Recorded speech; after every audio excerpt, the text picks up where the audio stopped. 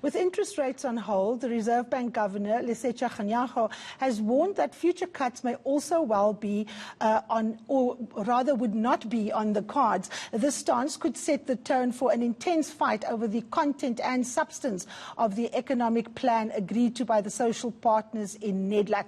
Joining me to debate the issue are economists Duma Gubule as well as Dr. Iraj Abedian.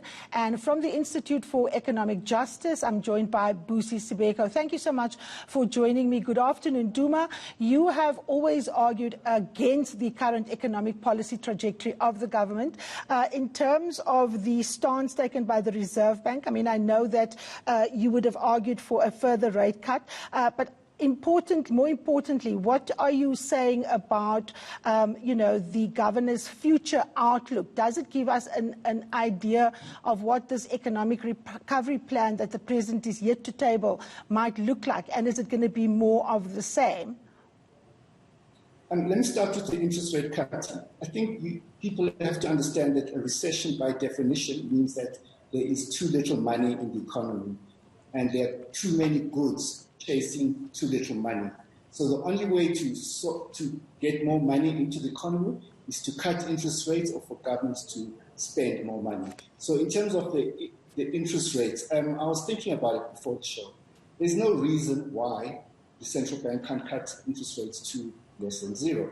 Because the OECD, which represents the rich countries and the large emerging markets, has said our economy will shrink by 11.5% this year. Now, if you look at the list of the countries that they looked at, we had the highest contraction expected for this year, and number two at 11.2% was Argentina. And by coincidence, or not by coincidence, was we had the harshest lockdowns. So I think that South Africa, our lockdown was over the top and it was too long compared to other countries. So we have to now get our economy going. Unfortunately, Nedlac has never had an economic policy since it has never developed a plan for the economy since it was established in 1995. So it would be foolhardy to expect Nedlac to develop a plan for the economy when that is the preserve of national treasury and the central bank. So I'm not hopeful for what can happen at Nedlac. And I just have to mention one last thing. All the plans by the social partners have been on the table for about 3 months, since the beginning of July. The ANC, the government, the ANC, and all of them. But the government has got no excuse for not having a plan 6 months into this crisis. Okay, Dr. Abedian, just quickly, your expectations of this plan. I mean, I was speaking to people in the governing party as late as last week when the president announced the fact that we're going to level 1. And some of them indicated that they had not seen the plan. I spoke to unions in Kusatu, and they are still consulting. Are we kind of putting, the cart before the horse? Is a plan actually, feasible? Is it in any way going to come in the next few weeks? Karime, the plan is feasible. If you tell me what the plan is, I can tell you whether it's feasible or not. But I can tell you, and I agree with Duma, that the president and his cabinet have got absolutely no excuse whatsoever not to have a plan, and then every time coming and saying in 2 weeks' time it will be done, in 3 weeks' time, that is just not acceptable. That is a betrayal of leadership at the time that the economy requires leadership. Can we judge what will be? I don't know. Only when they sort of share it with the nation. What I can tell you is that every day that the plan is not put into action, and by a plan, I mean an effective plan, more thousands of jobs will be lost, a few more companies will go under, and the economy will be on a faster slide.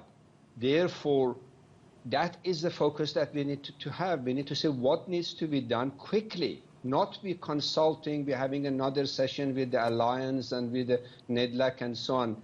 So I think there is a failure of leadership here, collectively, in terms of recognizing that the economy in moments of a crisis like this requires unity of purpose and unity of implementation objectives, and that's at the moment missing.